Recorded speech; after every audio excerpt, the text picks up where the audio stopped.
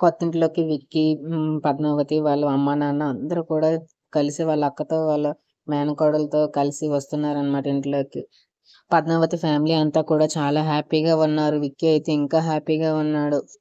అంతలోనే దేవుడి ఫోటో ఫ్రేమ్‌తో పట్టుకొని ఇంట్లోకి అందరూ రాబోతున్నారు. రాబోతుండగా గేట్ అయితే ఓపెన్ చేస్తున్నాడు సెక్యూరిటీ గార్డ్.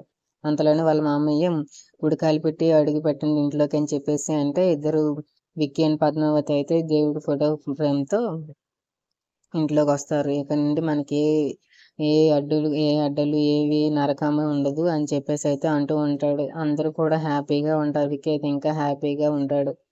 పద్మావతి అందరూ కూడా హ్యాపీగా ఉంటున్నారు. విక్కీ వాళ్ళ అక్క వాళ్ళ పాపతో చాలా హ్యాపీగా కనిపిస్తుంది. ఈ ఆ నీచుడి వల్ల ఇన్ని కాలం ఇంత బాధపడింది మా అక్క అని చెప్పేసి అయితే విక్కీ తన మనసులో అనుకుంటూ ఉంటుంటాడు. వాళ్ళ అక్కని చూస్తూ.